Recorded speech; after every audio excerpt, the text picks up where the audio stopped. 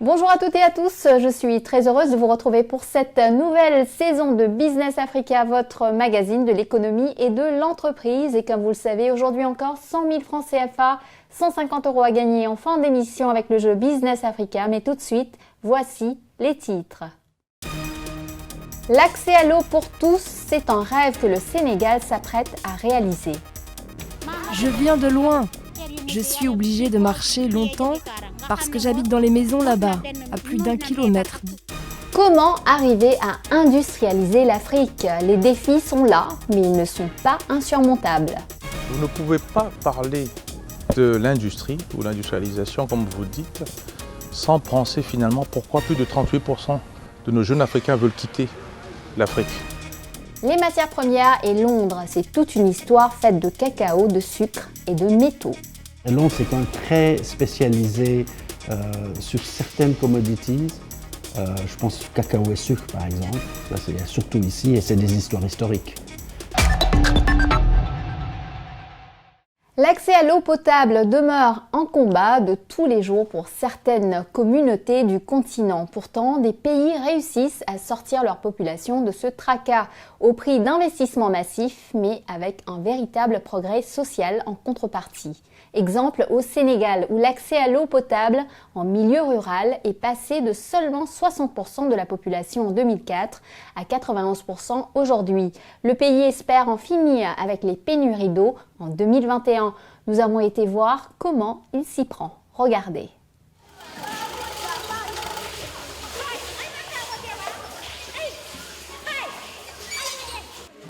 Je viens de loin. Je suis obligée de marcher longtemps parce que j'habite dans les maisons là-bas, à plus d'1 kilomètre d'ici. On a toujours vécu avec le manque d'eau, que ce soit pendant la saison des pluies ou la saison sèche. On n'a aucune autre alternative que de venir ici puiser pour avoir de l'eau. On n'a pas de robinet, on n'a rien. C'est dans cette souffrance qu'on vit. Il n'y a que ce seul puits ici. En 2004, au Sénégal, à peine plus de 60% de la population avait accès à l'eau potable en milieu rural et les femmes étaient les premières à en souffrir. Elles étaient des centaines de milliers à faire plusieurs kilomètres chaque jour pour puiser une eau souvent de mauvaise qualité. Une corvée avec des impacts importants dans les domaines de la santé, de la scolarité pour les jeunes filles, mais également pour les revenus des ménages. Dans la région de Louga, à 200 km au nord de Dakar, le programme d'eau potable et d'assainissement du millénaire, le PEPAM, a permis d'installer des infrastructures d'approvisionnement en eau dans plusieurs villages, permettant à des groupements de femmes d'améliorer leur production maraîchère.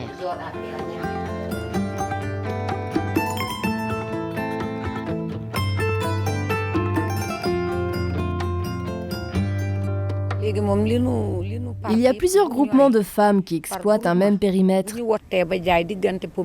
Avec les différentes productions, chaque groupement gagnera environ 200 000 francs CFA par semaine, soit presque 1 million par mois.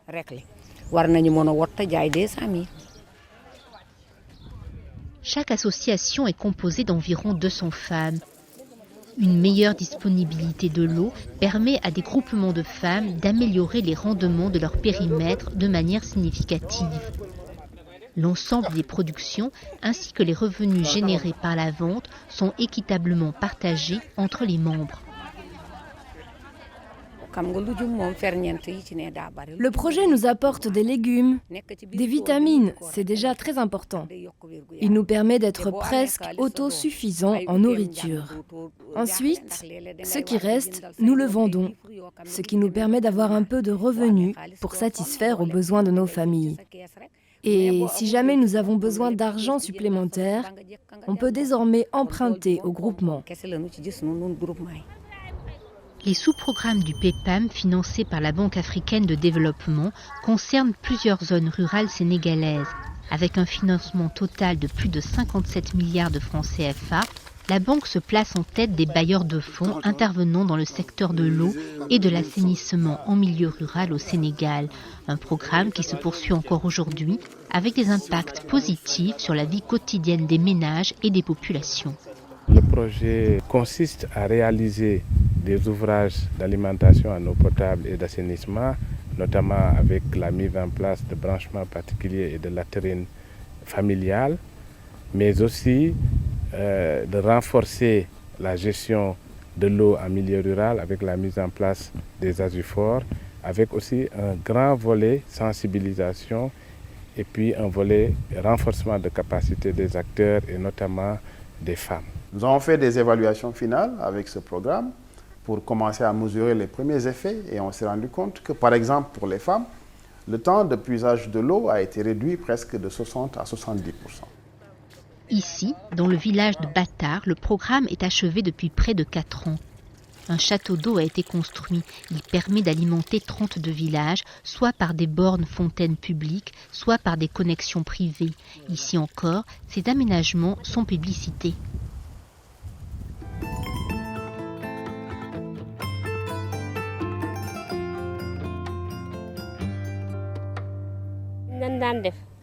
Avant, je partais très tôt avec les enfants. Mais arrivé au puits, j'attendais des heures et je ne prenais que très peu d'eau parce qu'il n'y en avait pas assez dans le puits. L'eau du forage est bien meilleure. Elle est plus claire et surtout de meilleure qualité que le puits. Depuis le forage, il n'y a plus aucune diarrhée ni aucune maladie liée à l'eau à la maison.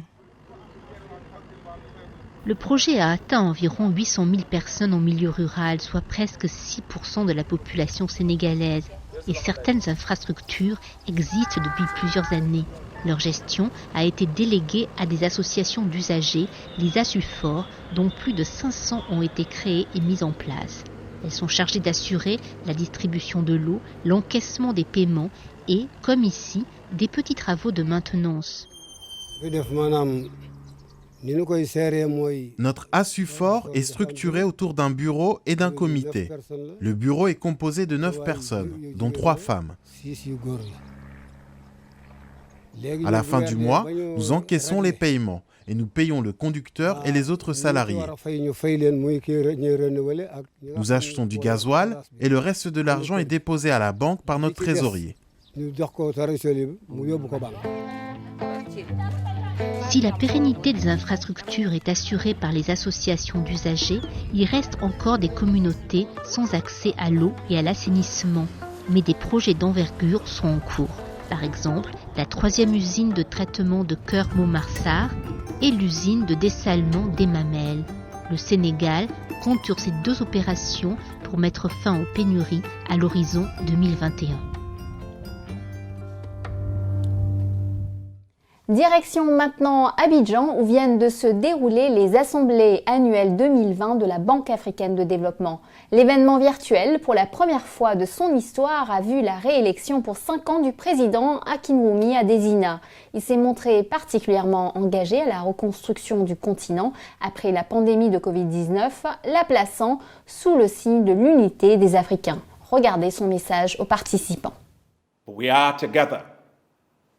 Nous sommes ensemble. Nous sommes ensemble dans notre engagement pour l'Afrique. Nous sommes ensemble dans notre détermination à aider l'Afrique à reconstruire ses économies face aux effets dévastateurs de la pandémie. Nous sommes ensemble pour soutenir la Banque africaine de développement, pour mieux soutenir l'Afrique.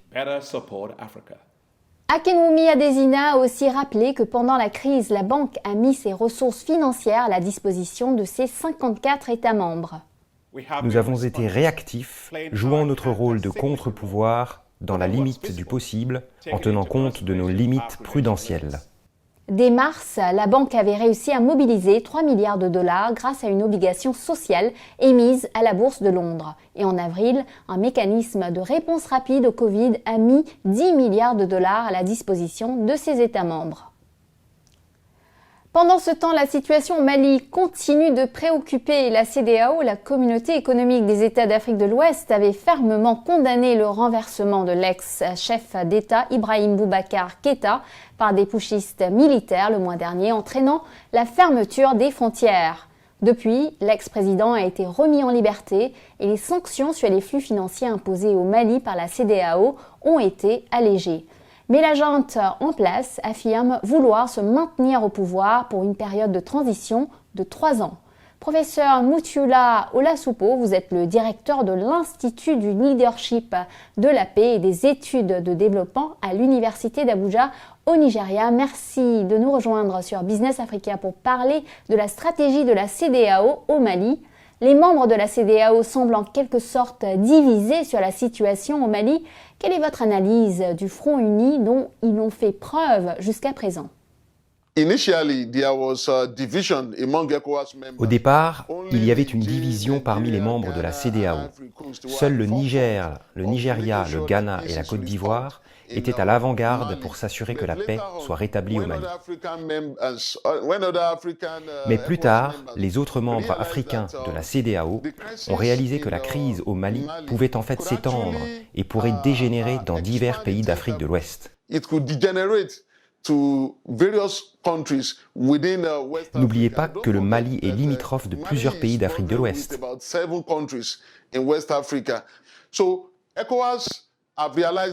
La CEDEAO a donc réalisé cela et ils ont pu former un front uni très fort et indomptable pour s'assurer qu'ils sont aptes à mettre fin à la crise au Mali. Les sanctions financières et la fermeture des frontières sont-elles les bons choix ? Merci beaucoup d'avoir posé la question. Ce sont des questions très accablantes. L'impact de cet organisme de sanctions économiques du Mali va aggraver le bourbier économique au Mali.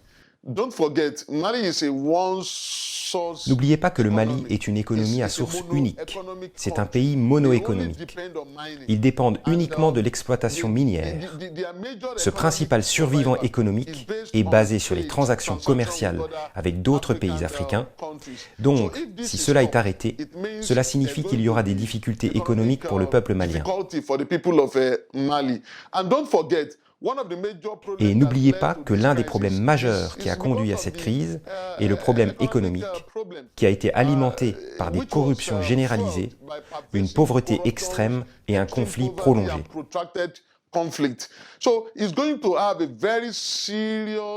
Cela va donc avoir un impact très grave, un impact négatif sur l'économie déjà rapiécée et handicapée au Mali. Donc j'attends des membres de la CEDEAO qu'ils recherchent des moyens alternatifs de résolution des conflits pour s'assurer que la situation de crise au Mali est réduite, au lieu d'imposer continuellement des sanctions économiques au Mali. Quelles seront les meilleures options de la CEDEAO si la situation à Bamako reste non résolue ? Utiliser une militarisation excessive pour restaurer un gouvernement démocratique en Afrique de l'Ouest et dans l'ensemble de l'Afrique n'est pas une bonne option. Ce que je suggérerais à la CEDEAO, si cette situation persiste, c'est d'essayer autant que possible d'utiliser des mécanismes pacifiques pour instaurer une paix et une harmonie durable au Mali.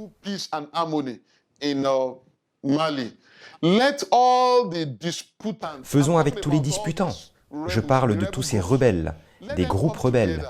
Laissez-les se rassembler et essayer de se comprendre. Car ce qui manque au Mali aujourd'hui, selon moi et selon l'enquête empirique menée, c'est qu'il y a un manque de compréhension historique et une méfiance entre tous ces groupes. La CEDEAO doit donc être productive et essayer autant que possible de rassembler tous ces groupes et de connaître leurs griefs et leurs plaintes afin qu'ils puissent se moderniser et instaurer une paix durable au Mali. Merci pour toutes ces précisions, professeur Mutula Olasupo. Dans son rapport 2019, la Banque africaine de développement préconisait que l'Afrique doit s'industrialiser. Et effectivement, les experts soulignent que la part de l'industrie dans le PIB africain n'a cessé de reculer. De plus de 30% en 1980, elle est passée aujourd'hui à 25%. Quelles sont les raisons des handicaps de l'industrie africaine et comment les surmonter? Nous faisons le point dans ce reportage signé David Chiombiano. Devenir pays émergent, c'est un horizon que se fixent presque tous les pays d'Afrique, encouragés par une croissance qui se situe entre 4 et 5%, l'une des plus fortes au monde. Mais de l'avis des économistes, ce pari ne peut être gagné en ne comptant que sur l'exportation des matières premières.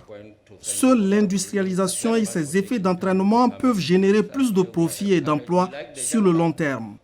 Malheureusement, dans ce domaine, l'Afrique accuse un grand retard.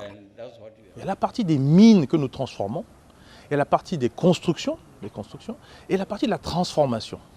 Et nos dirigeants, les chefs d'État, les dirigeants, sur plusieurs années, les 40-50 dernières années, se sont concentrés surtout sur les mines. Malheureusement, les mines ne créent pas tant d'emplois que ça. Et s'ils créent des emplois, ils ne distribuent pas les salaires. Regardez l'Afrique du Sud. Donc, les constructions, c'est pas mauvais. Mais quelles constructions sont les constructions de luxe? Et souvent faites avec des étrangers, les Chinois. Donc là encore, l'Africain ne gagne rien. Non, il reste la transformation. C'est ce qu'on appelle le secteur manufacturier propre, la transformation et la diversification de nos produits. Vous ne pouvez pas parler de l'industrie ou l'industrialisation, comme vous dites, sans penser finalement pourquoi plus de 38% de nos jeunes Africains veulent quitter l'Afrique. Ils quittent l'Afrique parce qu'il n'y a pas d'emploi. Et s'il y a l'emploi, c'est que quelqu'un transforme nos produits. La Côte d'Ivoire, premier exportateur mondial de cacao depuis des années. Mais ce n'est qu'en 2015 que le pays inaugure sa première usine de transformation de fèves en chocolat. Transformer la production locale pour les besoins de consommateurs locaux qui ne trouvent sur place que les produits des manufactures étrangères, les économistes appellent cela insérer l'économie dans une chaîne de valeur. Il faut donc mettre en priorité la consolidation de la manufacture dans l'agroalimentaire, le textile, la consommation courante et les matériaux de construction pour satisfaire les besoins de l'économie. Mais comment réussir à grande échelle ce pari là où on a échoué pendant 60 ans? L'une des solutions, c'est de choisir dans la chaîne des valeurs à quel niveau nous entrons. La sous-traitance est un élément, la co-traitance est un élément et lorsqu'on entre à un niveau de la chaîne des valeurs, on essaye progressivement de remonter. Nos économies sont exportatrices de matières premières. Une option qui a été faite par certains pays, c'est de dire qu'il faut un degré minimum de transformation. Cette transformation peut être locale, en fait du fait des entreprises nationales, mais elle peut être également du fait des multinationales, mais que cela soit imposé à tous les acteurs du processus, de telle sorte que, comme je disais tout à l'heure, on remonte progressivement dans la chaîne des valeurs. Mais il faut résoudre la question des financements qui a longtemps justifié la quasi-inexistence de l'industrie en Afrique. Les économistes proposent une formule adaptée aux réalités des banquiers, les financements court terme, renouvelables à l'échéance des crédits. Dans le même temps, les États sont encouragés à mettre en place des mécanismes de financement long terme. Nous disons qu'il faut peut-être mettre en place les banques d'investissement public pour que les banques d'investissement public puissent corriger les limites du marché. Là où le marché ne veut pas s'investir, il faut que les banques publiques d'investissement puissent compenser, n'est-ce pas, cette absence-là pour permettre, n'est-ce pas, le développement des PME et PMI. Les usines ne tournent pas sans énergie, mais pour l'instant, on peut dire que l'Afrique est plutôt en panne électrique avec les délestages fréquents qui pénalisent le rendement et les performances de 50% des entreprises subsahariennes, selon des études, et font perdre entre 1 et 2 points du PIB par an. Et dans ce domaine, une chance s'offre à l'Afrique de saisir les opportunités qu'offre le développement des énergies renouvelables. C'est bien d'avoir de l'énergie dite traditionnelle, mais il est aussi important d'avoir une démarche plus diversifiée par rapport à l'énergie. Nous devons nous consacrer davantage aux énergies renouvelables, surtout aux biocarburants. Nous devons mettre en place des stratégies dans ces secteurs et s'assurer qu'elles sont appliquées. Si nous voulons des industries compétitives, nous n'avons pas d'autre choix. Finalement, construire des usines seules ne suffisent pas. Il faut des routes pour permettre d'écouler les productions vers les consommateurs qui vivent dans les villes. Le projet de l'industrialisation doit aller de pair avec le développement de l'éducation et de la formation pour disposer d'une main-d'œuvre qualifiée. Il doit s'ouvrir à des marchés plus vastes. C'est donc un vaste programme de développement et un grand défi de l'intégration économique. La mise en place d'un fonds africain devrait aider à accélérer la dynamique et à faire face aux défis. Les États sont par ailleurs appelés à coopérer dans le cadre d'une politique de convergence permettant d'affecter une part du revenu national au financement de la relance industrielle du continent. Les économistes ont fait des propositions d'experts. Il revient aux États et à l'Union africaine de les adopter et de les mettre en œuvre.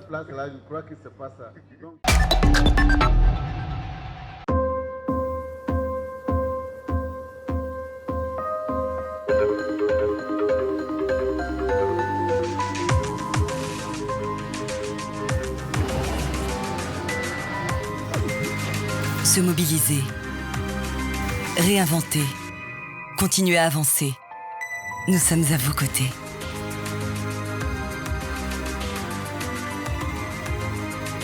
C'est vous l'avenir, Société Générale. Bienvenue dans la deuxième partie de notre émission. Nous en venons maintenant à un pays qui m'est particulièrement cher et où je suis née, l'île Maurice. Des dizaines de milliers de manifestants vêtus de noir sont descendus dans les rues de Port-Louis plusieurs semaines après le naufrage le 25 juillet dernier du cargo japonais Wakashio.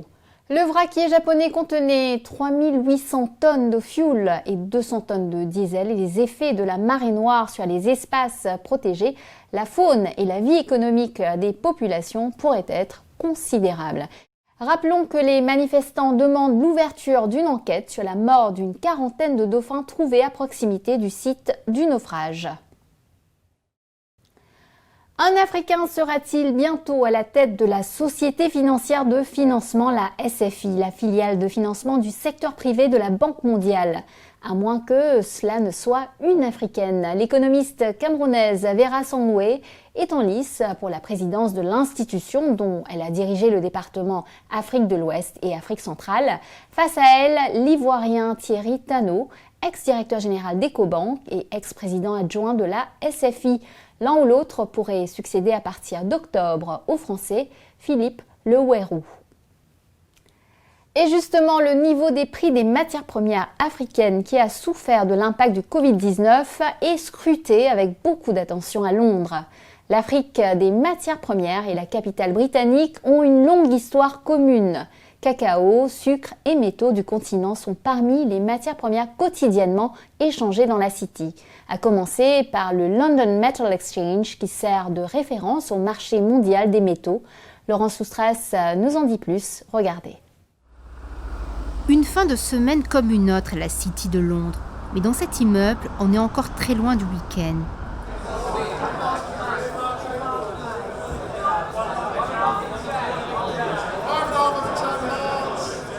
Il est 16h30 ce vendredi et pendant une demi-heure, dans cette séance très animée, des milliers de tonnes de métaux comme le cuivre, le cobalt, l'aluminium ou encore le nickel vont changer de main. Le London Metal Exchange, ou la bourse des métaux, est une référence incontournable pour 80% du marché mondial de ces matières premières. 3 éléments contribuent à fixer les taux du marché. Tout d'abord, les transactions à la criée, comme vous pouvez le voir derrière moi. Ensuite, il y a les transactions au téléphone entre les courtiers et leurs clients. Et pour finir, les transactions électroniques. C'est à travers ces 3 types d'échanges que le prix des métaux sont déterminés sur le marché mondial. Entre les métaux africains, Londres et le London Metal Exchange, il y a une longue histoire qui a commencé avec le commerce du cuivre de la Zambie et de l'Afrique du Sud. Aujourd'hui, le continent utilise la bourse pour compenser des risques de commerce et de change. Nous travaillons avec les producteurs de métaux, mais aussi avec les pays ne disposant que d'une seule matière première. Beaucoup de sociétés travaillent avec la bourse de Londres pour minimiser leurs risques. Il y a beaucoup de sociétés minières indiennes en Afrique, mais vous pouvez aussi trouver des Australiens, des Chinois, des Américains et des Canadiens sur place. Ces entreprises cherchent à minimiser leurs risques en étant à la bourse des métaux de Londres. Vous avez même certains pays exposés, avec le marché du cuivre par exemple, qui travaillent avec la bourse de Londres pour gérer ces risques. Ils le font depuis très longtemps déjà. Pourtant, contrairement aux apparences, Londres demeure au siège arrière du négoce mondial des matières premières, toujours dominé à 30% par la Suisse. Londres, c'est quand même très spécialisé sur certaines commodities. Je pense cacao et sucre, par exemple. Ça, c'est surtout ici, et c'est des histoires historiques. Et puis ensuite, le pétrole, de nouveau, parce que c'est très lié au Commonwealth. Hein. J'ai un peu tendance à dire ça. Sinon, c'est la Suisse qui est le market leader de loin. Avec une fiscalité moins avantageuse, Londres souffre aussi de la réglementation plus contraignante du secteur bancaire. Elle pèse sur le financement et favorise le monopole des plus grands négociants. Alors que la mutation du négoce mondial et l'essor des économies émergentes font craindre une concurrence internationale accrue, la place de Londres demeure certaine de son assise, au moins dans le compartiment des métaux.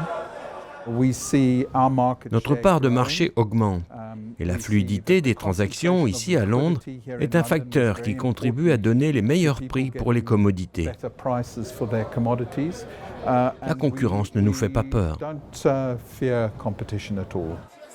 Reste à savoir comment la crise du coronavirus va changer la donne. Déjà, la célèbre criée des traders qui avait été rénovée a suspendu ses séances animées en mars pour éviter la propagation du virus en passant aux échanges électroniques. Et l'affaissement de la demande chinoise a lourdement frappé les prix du cuivre et de l'aluminium. Les besoins accrus de l'Afrique en matériaux pour soutenir sa propre croissance vont-ils jouer ? Les bourses africaines pourraient être elles aussi tentées un jour de capter ce compartiment des matières premières si convoité. C'est le moment de récompenser les fidèles de Business Africa. À vous de répondre aux questions qui suivent. Si vous êtes tiré au sort parmi ceux ou celles qui auront donné les bonnes réponses, vous gagnerez 100 000 francs CFA, 150 €. Il s'agit du jeu numéro 532. Tous à vos crayons. Écoutez bien les 2 questions qui suivent et bonne chance à vous. Première question. Combien de Sénégalais avaient accès à l'eau potable en milieu rural en 2004 ? 40%, 60%, 80%. Deuxième question. Quelle est la référence du marché mondial des métaux ? La bourse de Francfort, le London Metal Exchange, le New York Stock Exchange. Vous connaissez les réponses, vous pouvez participer dès maintenant en allant sur notre page Facebook. Répondez aux questions, remplissez bien votre formulaire et bonne chance à vous. Surtout, n'oubliez pas d'indiquer vos coordonnées, nom, adresse, téléphone, mail et le numéro du jeu auquel vous participez avec les réponses bien sûr. Ce jeu par exemple est le numéro 532. Le gagnant recevra 100 000 francs CFA, 150 € par mandat. Félicitations, vous avez donné les bonnes réponses de notre émission numéro 525. Le nom de notre gagnant s'affiche à l'écran. Petit rappel. Première question. Quel pourcentage de la population de plus de 15 ans dispose d'un compte bancaire en Afrique subsaharienne ? Réponse de 10 à 15%. Deuxième question. Quelle est la consommation moyenne de poissons par année et par habitant au Gabon ? Réponse de 25 à 30 kg. Voilà, Business Africa, c'est fini pour aujourd'hui. Je vous retrouve la semaine prochaine, même chaîne, même heure pour Initiative Africa. Je recevrai Benny Mabella, présidente de la société Bansearch Solutions, qui nous parlera de ses solutions pour la jeunesse africaine. En attendant, vous pouvez revoir cette émission sur nos chaînes Facebook, Vimeo et YouTube. Et suivez-nous sur notre compte Twitter, @AfricaShows. Et n'hésitez pas à liker, partager et commenter en utilisant le hashtag Business Africa TV Show. Prenez soin de vous et à la semaine prochaine.